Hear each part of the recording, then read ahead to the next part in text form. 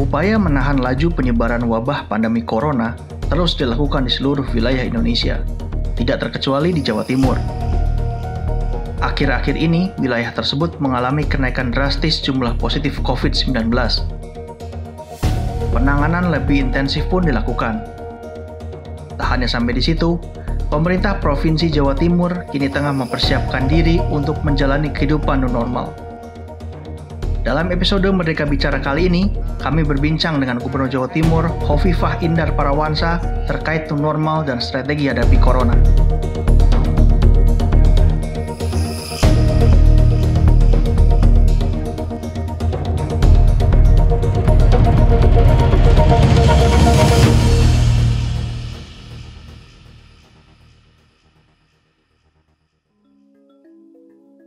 Assalamualaikum Ibu. Assalamualaikum warahmatullahi wabarakatuh. Selamat sore Mas. Semoga sehat selalu ya Bu ya. Ini alhamdulillah kita akhirnya bisa ini menghadirkan Ibu. Kita mulai Bu ya.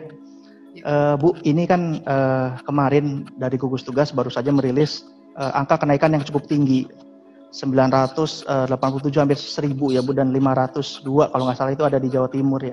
Ini kenapa Bu penyebabnya sehingga tiba-tiba angkanya naik tajam? Pertama, kita sekitar 10 hari lalu kita mendapatkan rapid test dari gugus tugas pusat, ini ada 40.000. Kemudian kita juga mendapatkan support reagen. Reagennya 49.200, lengkap dengan ekstrak, lengkap VTM, lengkap dengan swab test.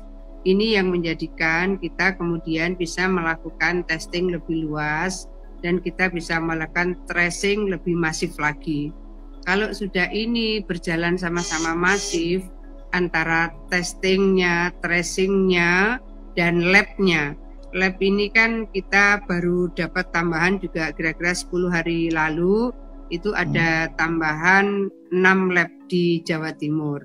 Nah, dari lab yang sudah mulai optimasi, running gitu, jadi cukup cepat proses untuk bisa melakukan PCR test. Nah, yang kemarin ada yang spesimennya belum keluar hasil PCR-nya.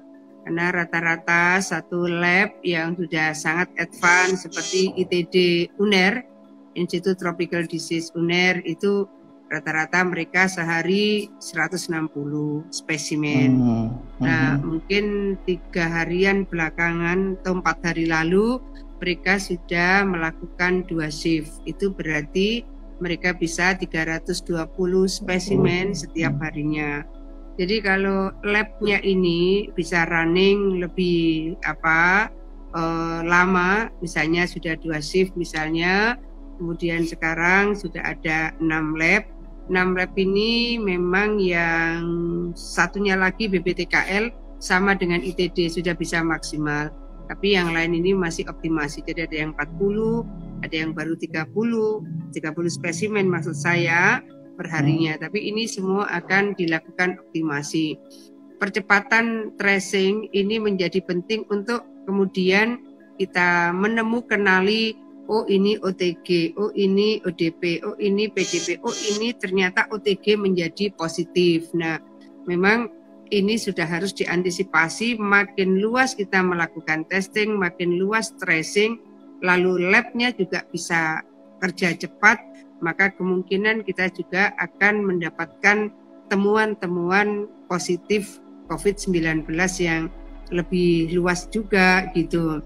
Kan rata-rata katakan kalau ada PCR test, spesimen itu biasanya 30% potensial positif. Jadi kita tahu kalau misalnya ini spesimen yang selesai di lab itu 1.500 misalnya. Jadi kira-kira nanti ada 500 yang akan positif misalnya. Ini yang kemarin juga cukup banyak dari ITD, Institute Tropical Disease UNER, karena 3 hari kebetulan mereka belum melapor ke Kementerian Kesehatan karena libur hari Kamis itu. Akhirnya kemudian muncullah angka yang cukup spektakuler. Jadi 3 hari itu kemudian kebetulan angkanya di atas 100 semua dan paling banyak kemarin dari ITD. Di luar itu BPTKL sedikit, hanya sekitar 4 ya BPTKL. Kemudian Sutomo juga begitu. Jadi ini ceritanya kenapa kemudian langsung tinggi ya. Gitu. Ya. Iya. Tapi ditemukan klaster baru Bu di Jawa Timur atau masih yang lama aja? Ada klaster nakes. Ini klaster yang baru sama sekali. Ini adalah klaster nakes. Jadi beberapa hal yang harus dilakukan antisipasi adalah beberapa kasus tenaga kesehatan yang kemudian tertular itu rata-rata mereka ternyata sedang tidak melayani pasien COVID.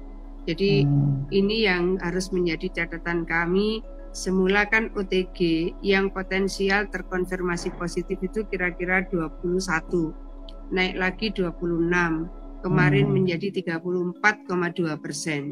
OTG ini kan orang yang nggak nampak gejalanya, tidak ada batuk-batuknya, tidak ada demam-demamnya misalnya, apalagi sesak nafas, tapi ternyata dia confirm positif. Nah, pada posisi seperti ini, sekarang ini sudah 34,2% OTG potensial terkonfirmasi positif. Artinya bahwa kesiapsiagaan semua lini itu harus dilakukan secara berganda. Maka keluar rumah wajib pakai masker, kemudian kita wajib physical distancing, wajib pola hidup bersih dan sehat. Menjadi tidak himbauan lagi, ya wajib. Karena memang dari sangat banyak penelitian yang menggunakan masker itu bisa efektif sampai 60% untuk tidak tertular, meskipun itu masker kain. Oleh karena itu, menggunakan masker itu menjadi bagian penting untuk bisa menahan kemungkinan tertularnya siapa saja. Jadi kalau masing-masing menggunakan masker, sesungguhnya masing-masing sudah melakukan perlindungan diri. Ya. Bu, ini kan sekarang ini lagi kita mencoba new normal ya Bu ya. Mungkin ada tahapan mencoba hidup yang dengan corona, dengan jaga jarak gitu. Nah, melihat di Jawa Timur ini seperti apa Bu persiapannya, melihat sekarang masyarakat belum PSBB masih ada pun udah longgar gitu, udah mulai abai. Nah, normal yang disiapkan ini seperti apa Bu kira-kira? Tata hidup yang normal. Jadi kan sebetulnya banyak negara-negara yang sudah menyiapkan protokol secara khusus. Misalnya nanti untuk yang perusahaan, masing-masing perusahaan akan menyiapkan protokol sendiri. Tapi bahwa untuk tatanan hidup baru bagi masyarakat yang misalnya menggunakan masker itu banyak yang juga wegah gitu. Jadi ya karena harus terus dijelaskan bahwa ini adalah cara untuk menjaga, melindungi diri kita dan menjaga, melindungi orang lain. Jadi misalnya droplet itu apa sih misalnya? Kemudian percikan memangnya sejauh mana dan seterusnya. Jadi ada beberapa video-video dari hasil penajaman pembesaran sampai 100.000 kali misalnya, itu saya secara parsial memang saya share supaya saling memahami betapa droplet itu cara menyebarnya seperti ini, dan kalau itu droplet dari orang yang terkonfirmasi positif maka hitungan second, hitungan detik dia juga sudah menyebar. Nah, pada posisi seperti ini harus lebih banyak orang yang mensosialisasikan, lebih banyak lagi masyarakat yang terus mengkonsolidasikan, dan lebih banyak yang mengajak agar pola hidup bersih dan sehat itu menjadi lifestyle. Iya. Bu, terakhir ada imbauan untuk warga Jawa Timur nih di perantauan yang kangen mudik tapi memilih tidak mudik, gitu. Bisa disampaikan Bu? Kita harus tahan betul. Karena kalau kita menyadari kita dari daerah epicentrum, kita ini ODR. Saya termasuk ODR, orang dengan resiko. Siapa yang hidup di Surabaya hari ini sudah kategori orang dengan resiko. Siapa yang hidup di Jabodetabek, mereka juga orang dengan resiko. Maka kemudian ada pemeriksaan berlapis, lalu ruang-ruang observasi 14 hari, kecamatan di desa, supaya apa? Supaya saling melindungi dan terlindungi. Maka kalau ada rindu kampung, maka tahan rindu itu. Kalau ada keinginan silaturahim, tunda silaturahim itu. Kita bisa menggantikan dengan silaturahim secara virtual. Kita bisa melakukan halal bihalal secara online. Pola-pola yang mungkin kita harus lakukan hari ini adalah dengan memanfaatkan teknologi digital. Sehingga tetap silaturahim, tetap kita bersapa meskipun secara virtual. Jadi kesabaran ini akan menjadi bagian yang sangat penting untuk membantu para dokter, para perawat yang mereka sudah bekerja luar biasa.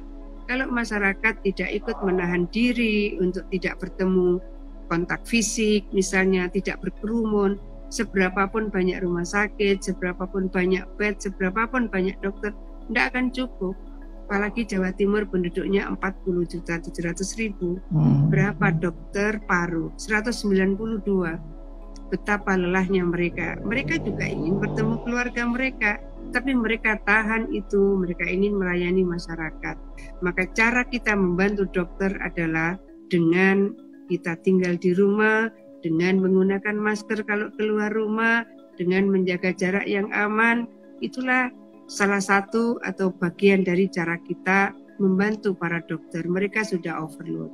Mereka tentu ingin juga bertemu dengan keluarga, kita juga ingin bertemu dengan keluarga, sama-sama kita berikhtiar supaya COVID-19 cepat berhenti. Kalau ini cepat berhenti, Idul Adha kita sudah bisa silaturahim bersama. Insya Allah Bu ya. Iya. Ibu Ifah, terima kasih banyak. Semoga diberi kekuatan terus untuk menjalankan amanah Ibu ya. Semoga pandemi tetap berlalu. Sekian, terima kasih Bu. Assalamualaikum warahmatullahi wabarakatuh. Assalamualaikum warahmatullahi wabarakatuh.